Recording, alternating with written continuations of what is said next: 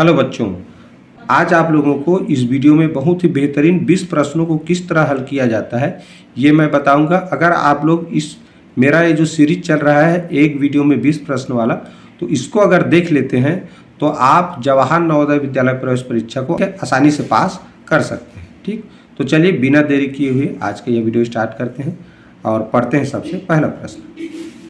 चलिए प्रश्न पढ़ते हैं।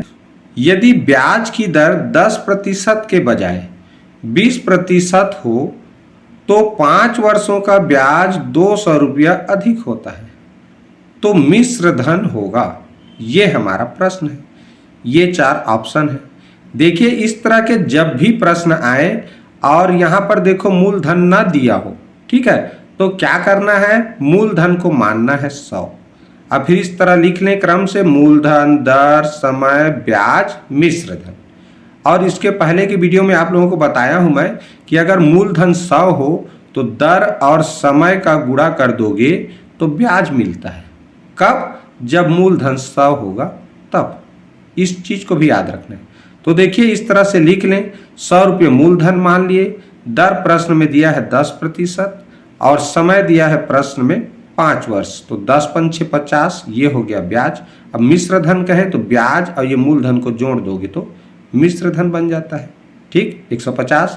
अब देखिए, अगर दर 20% हो तब की स्थिति में क्या होगा, तो 100 रुपये मूलधन माने, अगर दर 20% हो और समय तो वही रहेगा 5 वर्ष, तो 20 पंचे 100 और मिश्र धन 200। तो प्रश्न में क्या दिया है, 200 रुपया ब्याज अधिक हो जाता है। यानी कि अधिक शब्द का मतलब क्या है, अंतर। कभी भी अधिक या कम कब प्राप्त होता है, जब दो संख्याओं को आपस में घटाए रहते हैं। तो यहाँ क्या करेंगे, ब्याज के बारे में लिखा है कि 200 रुपया अधिक हो जाता है, तो यहाँ पर हम ब्याज को घटाएंगे। 50 रुपया ब्याज मिला 10% के आधार पर, 20% दर के आधार पर 100 रुपया, तो दोनों का अंतर कितना हुआ, 50। अब इस 50 को क्या करेंगे, ये प्रश्न में देखो 200 अधिक है लिखा है, ठीक, तो इसी 200 को ये जो अंतर है उससे भाग करेंगे कि ये कितना गुना ज्यादा का अंतर है। ठीक, तो 200 को 50 से भाग करोगे क्या आएगा, 4। बस अब इस 4 का ये 100 से गुणा कर दो, क्योंकि हमें मिश्र धन जानने के लिए मूलधन जानना है। तो ये भागफल जो आएगा उसको 100 से गुणा करेंगे तो हमको मिलेगा मूलधन। अब हमको क्या जानना है, मिश्र धन। तो मिश्र धन माने क्या होता है जी, ब्याज और मूलधन को आपस में जोड़ दो तो मिश्र धन प्राप्त होता है।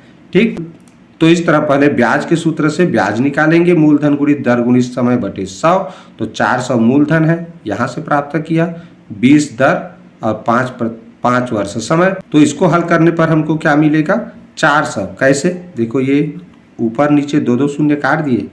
अब 4 का गुणा 20 से करोगे तो 4 दूनी 8 यानी कि 80 हो जाएगा, और 80 का गुणा इस 5 से करोगे तो 8 पंचे 40 यानी 400 होगा ना। अब इधर क्या है, 400 को जोड़ना है, तो कितना हो गया जी, 800। तो यही क्या है, इस प्रश्न का आंसर है। ठीक, एक बार थोड़ा सा कठिन प्रश्न है, सरसरी तौर पर और बता देता हूँ। सबसे पहले क्या करेंगे, 10% के आधार पे ब्याज निकालेंगे 100 मूलधन मानते हुए, और 100 मूलधन मानते हुए ही 20% के आधार पे ब्याज निकालेंगे। जो भी आएगा उसको एक कितना अधिक ब्याज लिखा है उसे भाग करेंगे, जो भागफल आएगा उसका गुणा इस 100 से करना है, तो वो मिलेगा मूलधन। और जैसे ही मूलधन मिला, हम दर और समय हमको पता है तो ब्याज निकाल सकते हैं, और ब्याज मिल गया तो मूलधन मिला उसमें जोड़ दो, तो इस तरह मिश्र धन प्राप्त हो जाता है। और देखो कौन से ऑप्शन में है, ऑप्शन सी इसका राइट आंसर है। ठीक, चलिए चलते हैं अगले प्रश्न की ओर। चलिए प्रश्न पढ़ते हैं, 5 अंकों की कुल धनात्मक संख्या कितनी है। देखिए, 1 अंकों की कुल धनात्मक संख्या कितनी है जान रहे हो, 1 से लेकर 9 तक, तो कुल 9 ही होगा। 2 अंकों की जानना है तो उसमें एक 0 बढ़ा दो। ऊपर 1 अंकों की धनात्मक संख्या, 1 अंकों की धनात्मक संख्या कितनी है, 9, तो 2 अंकों की जानना है तो एक 0 बढ़ा दिए, देखो कितना हो गया, 90। 3 अंकों की कुल धनात्मक संख्या कितना है, तो 9 लिख के 2 0 बढ़ा दो, कितना हो गया, 900। इसी तरह 4 अंकों की 9000, 5 अंकों की 90,000। तो देखो कौन से ऑप्शन में है, ऑप्शन बी। ठीक, तो कितने भी अंकों का पूछा जाए 9 लिखना है। अब उसमें जरूरत के हिसाब से 0 बढ़ा देना है। जैसे 6 अंकों की पूछेगा तो 1 9 लिखोगे और 5 0 लिखोगे। तो इस तरह 6 अंकों की कुल धनात्मक संख्याओं की संख्या कितनी है, 9 लाख। ठीक, तो इस तरह से हम कितने भी अंकों की कुल संख्याओं की संख्या पूछे हम इस तरह से लिख सकते हैं। ठीक, चलिए आशा है ये प्रश्न समझ में आ गया होगा। चलिए देखते हैं अब अगला प्रश्न। प्रश्न पढ़ते हैं, निम्न में से 2000 घन सेंटीमीटर आयतन होंगे। प्रश्न क्या कह रहा है कि ये 4 ऑप्शन है, इसमें से किसको हल करें तो 2000 घन सेंटीमीटर आयतन के बराबर होगा। अब देखिए पहला ऑप्शन को देखते हैं, लिखा है ना 20 सेंटीमीटर भुजा वाले 2 ठोस घनों से। तो पहले देखते हैं कि 20 सेंटीमीटर भुजा वाले एक घन का आयतन कितना होगा। तो आयतन बराबर जानते हो लंबाई गुणित चौड़ाई गुणित ऊंचाई होता है। घन में क्या होता है जी, लंबाई गुणित चौड़ाई गुणित ऊंचाई। चूंकि 20 सेंटीमीटर भुजा का है और क्या है, घन। घन का मतलब होता है जिसकी लंबाई चौड़ाई ऊंचाई समान होता है। ठीक, तो इस तरह 20 का 3 बार आपस में लिख कर गुणा करो तो क्या मिलेगा, 2 दूनी 4, 4 दूनी 8, 3 शून्य, तो 3 शून्य 8000 घन सेंटीमीटर। एक घन का आयतन किसका, 20 सेंटीमीटर भुजा वाले। तो 2 घन का आयतन कितना होगा, तो स्वाभाविक सी बात है एक घन का 8 घन सेंटीमीटर है, तो 2 घन का 8 दूनी 16 यानी 16000 घन सेंटीमीटर होगा। तो प्रश्न में तो 2000 घन सेंटीमीटर वाला पूछा जा रहा है, तो ए ऑप्शन गलत है। 10 वाला देखें तो 10 सेंटीमीटर भुजा वाले एक ठोस घन का आयतन कितना होगा, तो 10 गुणित 10 गुणित 10 यानी कि 1000 घन सेंटीमीटर हुआ। तो 2 घन का आयतन कितना होगा, तो 2 घन का 1000 है तो 2 का 2000 होगा। तो इस तरह 10 सेंटीमीटर भुजा वाले 2 ठोस घन का आयतन 2000 घन सेंटीमीटर है। तो देखो कौन से ऑप्शन में है, ये ऑप्शन सी इसका राइट आंसर है। ठीक, इसी में लिखा है ना 10 सेंटीमीटर भुजा वाले 2 ठोस घनों से बना जो भी वस्तु है उसका आयतन 2000 घन सेंटीमीटर होगा। ठीक, तो इस तरह ऑप्शन सी इस प्रश्न का सही उत्तर है। ठीक है, आशा है समझ में आ गया होगा। चलिए देखते हैं अगला प्रश्न। चलिए प्रश्न पढ़ते हैं। देखिए प्रश्न लिखा है 1/8 का व्युत्क्रम 1/8 से कितने गुना अधिक है, ये पूछा है कितना गुना अधिक है। तो देखिए यहाँ देखते हैं 1/8 का व्युत्क्रम यानी कि उल्टा, क्या लिखेंगे, उल्टा। तो व्युत्क्रम माने होता है उल्टा, तो 1/8 का उल्टा क्या होगा, उल्टा माने अंश हर में चला जाता है और हर अंश में। तो 1/8 का उल्टा हो जाएगा 8/1 और 8/1 को क्या लिखा जाता है, 8, क्योंकि हर में 1 हो तो उसे लिखने की जरूरत नहीं है। तो इस तरह 1/8 का व्युत्क्रम प्राप्त कर लिया 8। अतः 1/8 का कितना गुना 8 है, ऐसा कहा जा रहा है। यानी कि जो 1/8 का व्युत्क्रम है यानी कि वो 8 है।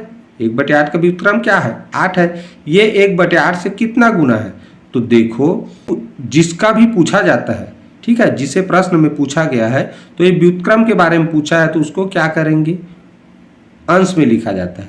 और जिसके किसका कितना गुना है ये पूछ रहा है ना, तो उसको हर में यानी कि उसको भाजक के रूप में लिखा जाता है। इसको संकेत के रूप में यहाँ समझे, जैसे 1/8 का कितना गुना यह 8 है, ये प्रश्न में पूछा गया है।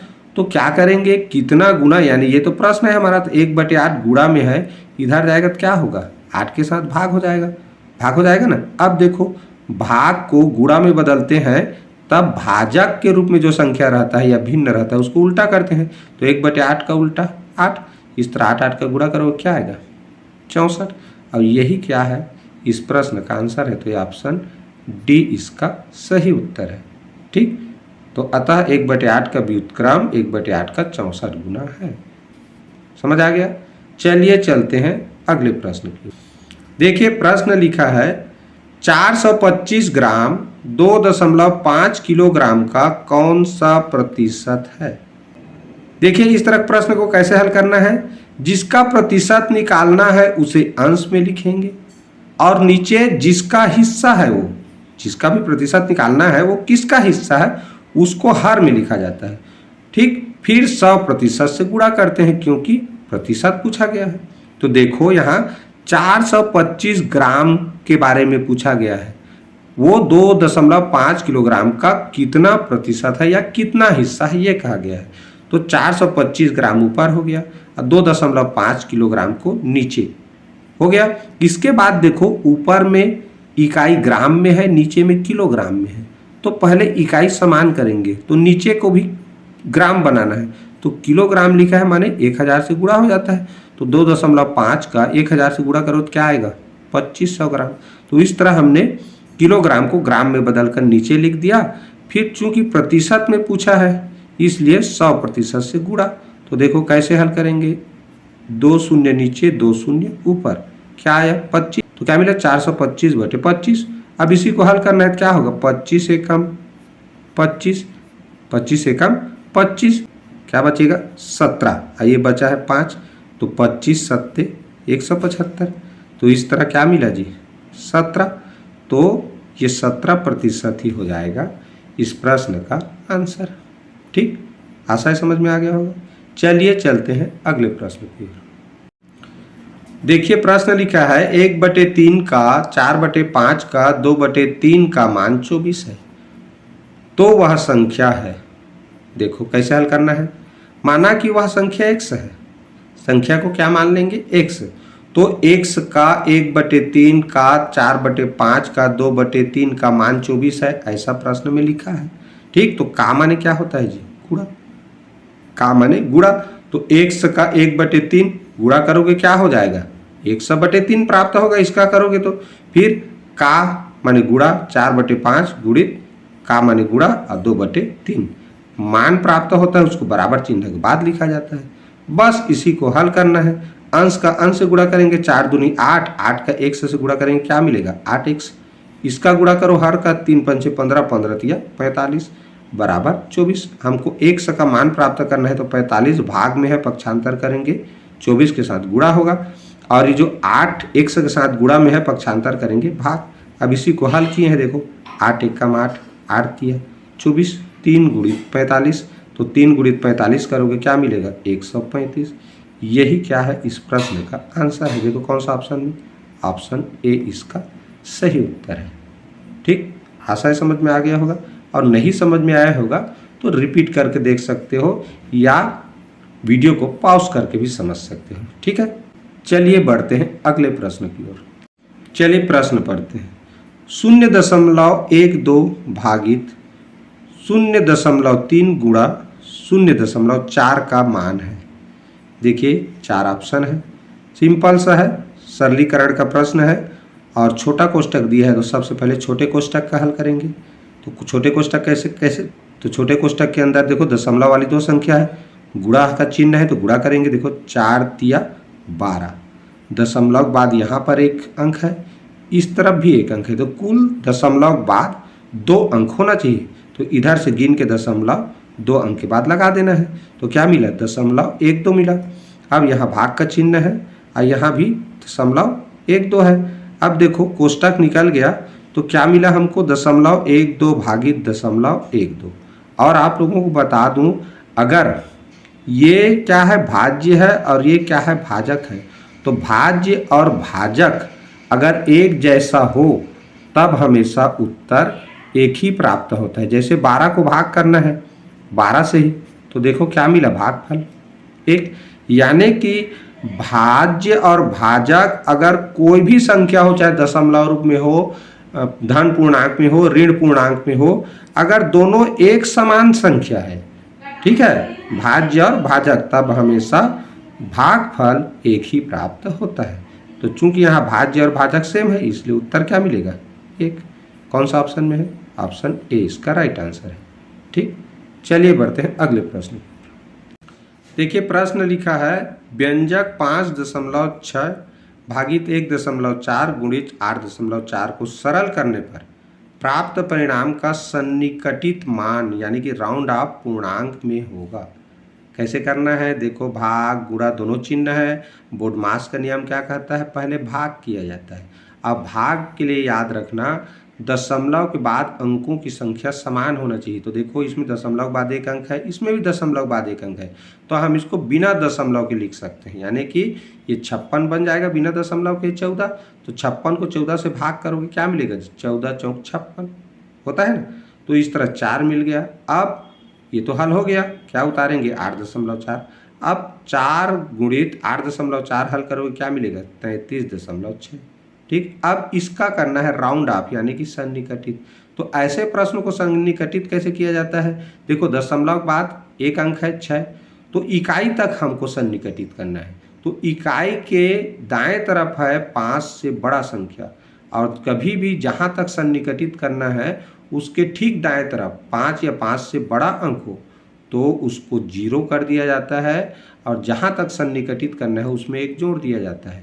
तो 5 से बड़ा है इसलिए ये हो जाएगा 0, यानी कि इस तरह हो जाएगा, ये इसको 0 कर देंगे, और इकाई तक सन्निकटित करना है इसलिए इसमें एक जोड़ देंगे, तो क्या हो गया 34।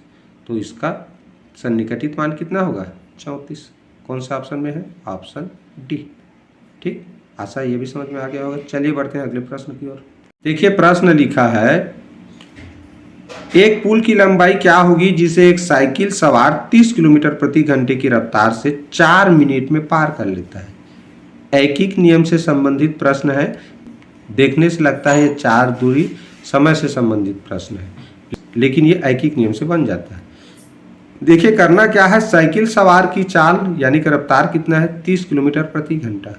इसका अर्थ क्या हुआ कि 1 घंटा में 30 किलोमीटर वो चल रहा है। ठीक, 1 घंटा में 30 किलोमीटर, तो घंटा को अगर मिनट बनाए तो 1 घंटा को क्या बोलेंगे 60 मिनट। किलोमीटर को मीटर में बदल दे तो क्या बन जाएगा 30,000 मीटर। ठीक, हमने 1 घंटा को मिनट बना दिया और 1 किलोमीटर को मीटर बना दिया। समझ में आ गया। अब देखो चूंकि 1 घंटा बराबर 60 मिनट तथा 1 किलोमीटर बराबर 1000 मीटर होता है, इस नियम के आधार पे इसको बदल दिया। अब देखिए 1 मिनट में 60 मिनट में 30,000 मीटर, तो 1 मिनट में ऐकिक नियम से भाग करेंगे 60 से। अब 4 मिनट का जानना है क्योंकि प्रश्न में 4 मिनट में पार कर लेता है करके लिखा है ना। तो 4 मिनट में कितना दूरी होगा चलेगा वो, तो 4 मिनट में 4 से गुणा करेंगे। 1 मिनट का जान रहे हैं, 1 से अधिक का जानना है तो गुणा करते हैं। देखो कैसे हल करेंगे, यहाँ से कट गया। अब देखो 2 तिया 2 दूने 3 एक कम, इस तरह 3 एक कम 3 शून्यम 3 शून्यम 3 शून्यम 1000 का गुणा 2 से करेंगे क्या मिलेगा 2000। तो इस तरह उस पुल की लंबाई कितना था 2000 मीटर। ठीक, ऐकिक नियम से, और ये घंटा मिनट और किलोमीटर मीटर को किस तरह बदलते हैं उस नियम को आप जानते रहेंगे तो आसानी से ऐसे प्रश्न को हल कर सकते हैं। देखिए कौन सा ऑप्शन में है, ऑप्शन सी इसका राइट आंसर है। क्लियर। चलिए अगले प्रश्न की ओर। चलिए प्रश्न पढ़ते हैं, किसी संख्या को 195 से भाग देने पर 47 शेष बचते हैं, इसी संख्या को 15 से भाग देने पर क्या शेष बचेगा। एक चीज बता दूं, जब भी किसी प्रश्न में भाजक व शेषफल दिया हो, क्या क्या दिया हो, भाजक व शेषफल दिया हो, तो भाज्य हमेशा भाजक और शेषफल को जोड़ने से प्राप्त होता है। इस चीज को अच्छे से दिमाग में गांठ बांध लो। ठीक है, भाज्य कैसे पता चलता है, तो जो भाजक दिया है 195 और शेषफल दिया है 47, इन दोनों को जोड़ दो, तो जोड़ने पर जो संख्या मिलता है वही क्या होता है, भाज्य होता है। ठीक, तो इस तरह क्या करेंगे, भाजक 195 47 शेषफल है, दोनों को जोड़ दिया, कितना हुआ 242, तो ये हो गया हमारा भाज्य। अब भाज्य मिल गया तो 15 से भाग देने पर पूछा है, तो आप क्या करेंगे, इस 242 को 15 से भाग देंगे। तो देखो यहाँ पर मैंने 15 से भाग दिया, 15 एकम 15 बचेगा 9 शेषफल, 2 उतारे 15 छक्का 90। तो इस तरह ये भागफल है और क्या है जी शेषफल। अतः शेषफल बराबर क्या मिला 2। प्रश्न में शेषफल पूछा है। ठीक, कौन सा ऑप्शन में है, ऑप्शन ए इसका राइट आंसर है। ठीक, चलिए चलते हैं अगले प्रश्न की ओर। चलिए प्रश्न पढ़ते हैं, छोटे कोष्टक में 1/8 धन 1/2 कोष्टक बंद भागित छोटे कोष्टक में 1 ऋण 1/4 कोष्टक बंद बराबर क्या होगा। ये प्रश्नवाचक चिन्ह है, सरलीकरण से संबंधित प्रश्न है। कोष्टक का पहले हल करेंगे। देखो 1/8 और 1/2 को जोड़ेंगे क्या होगा, लघुत्तम 8 लघुत्तम है तो ऊपर का अंश लिखा जाएगा, और यहाँ इसको अगर 8 बनाना है 2 को तो 4 से गुणा करना पड़ेगा, इसका मतलब ऊपर भी 4 से, तो 4 एक कम 4, इस तरह 4 एक 5/8 मिलेगा।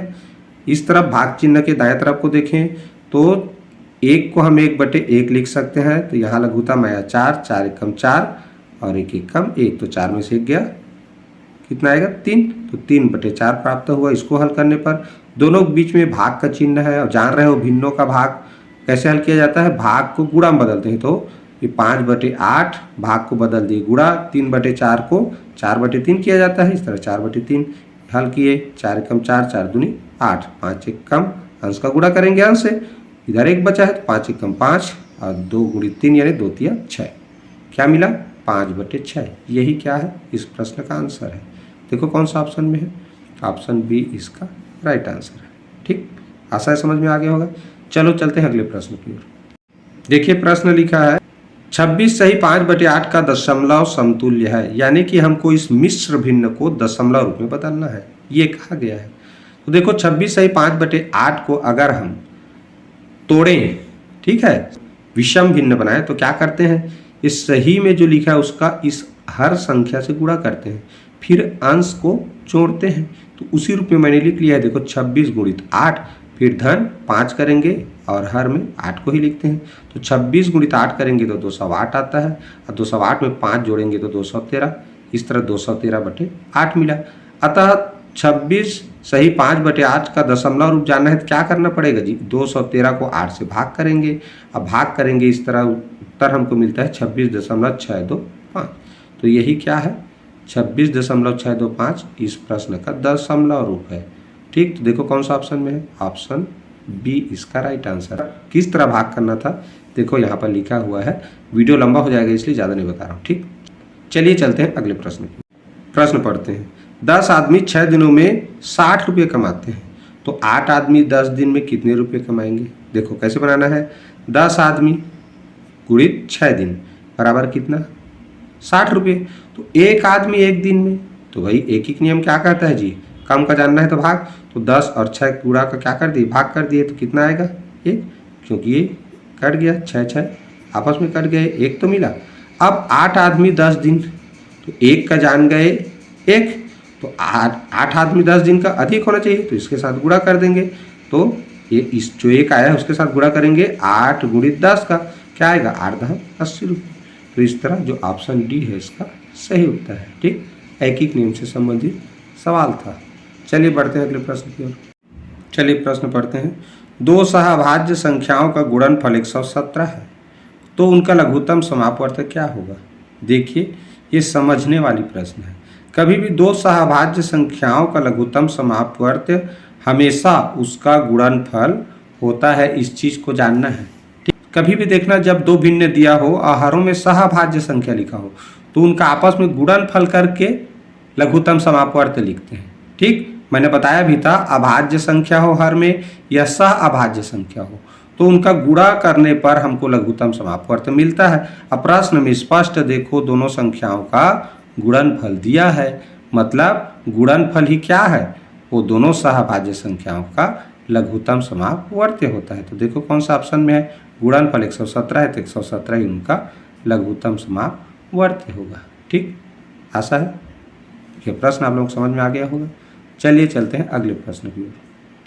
चलिए प्रश्न पढ़ते हैं, 50 से 150 के मध्य 2 और 7 दोनों से पूरी विभाजित होने वाली संख्याओं की कुल संख्या कितनी है।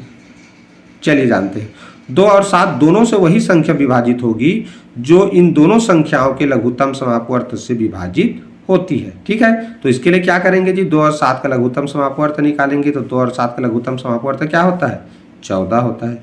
अतः संख्याओं की कुल संख्या जानना है 50 और 150 के बीच में, तो क्या करेंगे 150 को लघुत्तम समापवर्त से भाग करेंगे, उसके बाद ये 50 को लघुत्तम समापवर्त से भाग करेंगे।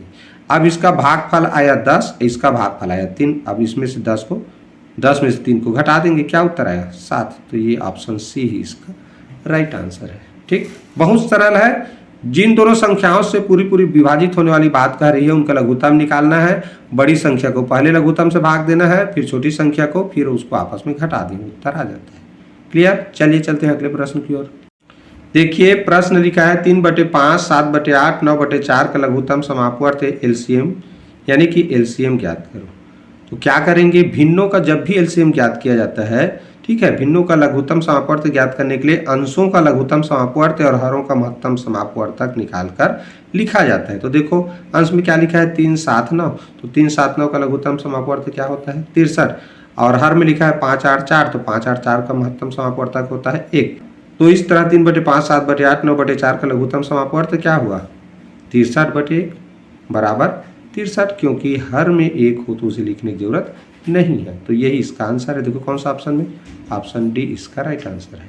ठीक, चलिए बढ़ते हैं अगले प्रश्न की ओर। चलिए प्रश्न पढ़ते हैं। एक वर्गाकार तथा एक आयताकार मैदान जिसकी माप नीचे चित्र में दी गई है, दोनों की परिमाप समान होने की स्थिति में किसका क्षेत्रफल अधिक होगा। इस प्रश्न को 1 सेकंड में चुटकी में हल किया जा सकता है, वो तरीका मैं ये अंतिम में बताऊंगा, पहले विस्तार विधि बता रहा हूँ। देखो ये प्रश्न में चित्र दिया हुआ है, ठीक, 60 मीटर एक भुजा का माप है। तो हम जैसे ही भुजा जानते हैं परिमाप जान सकते हैं, क्या चारों भुजा एक बराबर होता है। तो 60 को 4 बार जोड़ेंगे क्या होगा जी, क्या होगा जी 6 चौक 24, 240 मीटर। अब प्रश्न कह रहा है इस वर्गाकार मैदान का जितना क्षेत्र, जितना परिमाप है उतना ही इस आयत का भी परिमाप है, तो ये भी 240 मीटर हुआ। और ये प्रश्न में दिया हुआ है 80 मीटर लंबाई है, चौड़ाई हमको पता नहीं है। तो चलिए इस तरह के प्रश्न कैसे हल करते हैं। देखिए वर्गाकार मैदान का क्षेत्रफल भुजा गुणित भुजा होता है, तो भुजा गुणित भुजा, तो ये तो पता है ना हमको भुजा का मान 60 गुणित 60 तो 3600 वर्ग मीटर आ गया। अब चूंकि ये आयत का चौड़ाई पता नहीं है, तो आयत का चौड़ाई पहले जानेंगे तभी तो इसका क्षेत्रफल निकाल सकते हैं। तो आयत का परिमाप, तो आयत की चौड़ाई बराबर क्या होता है, आयत के परिमाप में से 2 गुना लंबाई को घटा दो, उसके बाद 2 से भाग कर दो। तो आयत का परिमाप 240 और आयत की लंबाई 80 है, तो 2 गुना करना है तो 160 हो जाएगा। अब 240 में से 160 घटाए क्या आया 80। अब इसको 2 से भाग करेंगे तो 40, तो यही है चौड़ाई। अब आयत का क्षेत्रफल, आयत का क्षेत्रफल बराबर क्या होता है लंबाई गुणित चौड़ाई। 80 प्रश्न में दिया है, चौड़ाई यहाँ से निकाल लिए तो 8 चौक 32 वर्ग मीटर प्राप्त हो गया। अतः ऑप्शन ए सही उत्तर है। क्यों, क्योंकि वर्ग का क्षेत्रफल देखो 3600 मिला, आयत का 3200। प्रश्न में पूछा गया है किसका क्षेत्रफल ज़्यादा है, तो ये वर्ग का क्षेत्रफल ज़्यादा है। देखो वर्ग का क्षेत्रफल अधिक होगा, ऑप्शन ए में लिखा है, यही इसका राइट आंसर है। अब मैं आप लोगों को बताने वाला था इस प्रश्न को 1 सेकंड में बना सकते थे। कैसे में बना सकते थे, देखो इस प्रश्न में कहा गया है इस वर्ग का और इस आयत का परिमाप समान है, तो क्षेत्रफल किसका ज़्यादा होगा ये पूछा गया है। तो याद रखो जब भी किसी वर्ग का और किसी आयत का परिमाप समान हो तो क्षेत्रफल हमेशा वर्ग का ही ज़्यादा रहता है। ठीक, यहाँ पर गुणा भाग करने की जरूरत ही नहीं था। ठीक है, तो इस चीज़ को दिमाग में अच्छे से याद रखो, जब भी वर्ग और आयत का परिमाप समान हो तो क्षेत्रफल हमेशा वर्ग का ज़्यादा होता है। क्लियर, चलिए चलते हैं आज के इस वीडियो के अंतिम प्रश्न की ओर। चलिए पढ़ते हैं प्रश्न। काव्या किसी वस्तु को 540 रुपये में बेचकर 25% की हानि उठाती है। यदि वह 25% लाभ कमाना चाहती है तो उसे कितने मूल्य पर वस्तु बेचनी होगी। 4 ऑप्शन है। माना कि क्रय मूल्य 100% है। जब भी इस तरह का प्रश्न आता है तो क्रय मूल्य को हमेशा 100% मानना है। तो प्रश्नानुसार 25% की हानि पर विक्रय मूल्य क्या होगा, भाई कम में बेचते हैं ना, तो क्रय मूल्य से हानि को घटाना पड़ेगा। तो 100% क्रय मूल्य माने हैं, तो 25% हानि घटा दे क्या आया 75%, यानी कि 75% विक्रय मूल्य है। ठीक, हानि की स्थिति में। अब 25% लाभ पर विक्रय मूल्य क्या होगा, तो भाई क्रय मूल्य से 25% ज़्यादा में बेचेगा, तो क्रय मूल्य में 25% जोड़ देंगे क्या आया 125%, तो ये लाभ की स्थिति में विक्रय मूल्य हो गया। अब चूंकि 75% बराबर 540 रुपये हमको पता है, यानी कि ये जो हानि की स्थिति में विक्रय मूल्य है वो कितना प्रतिशत है 75, तो 75% के बराबर हुआ ना 540, तो ऐकिक नियम से 1% बराबर बटे 75 हो गया। अब हमको जानना है लाभ की स्थिति में कितना प्रतिशत है 125, तो 1% का जान गए थे, तो 125% का आसानी से जान सकते हैं। एक का है 540 बटे 75, 125 का 540 बटे 75 गुणित 125, ऐकिक नियम से जानते हो किस तरह करते हैं इसको। तो इसको हल करने पर क्या मिलेगा 540 बटे 3 गुणित 5, कैसे देखो 25 दिया 25 पंचे, ठीक। तो 540/3 ये मिला और गुणित 5। अब इसको हल करोगे तो क्या होगा, देखो 3 एकम 3 अठारम 3 शून्यम, क्या मिला 180 गुणित 5 और हल करोगे तो मिलेगा 900। यही इस प्रश्न का आंसर है। देखो कौन सा ऑप्शन में है, ऑप्शन ए इसका राइट आंसर है। ठीक, आशा है आज का यह 20 प्रश्नों का अनमोल कलेक्शन आप लोगों को पसंद आया होगा, और पसंद आया होगा तो वीडियो को लाइक करना मत भूलिए। अपने दोस्तों में अधिक से अधिक शेयर भी जरूर किया करें। अगर मेरे चैनल में नए होंगे तो चैनल को सब्सक्राइब जरूर कर लीजिए, ठीक है। और पूरा वीडियो देखें, इसके लिए बहुत बहुत धन्यवाद।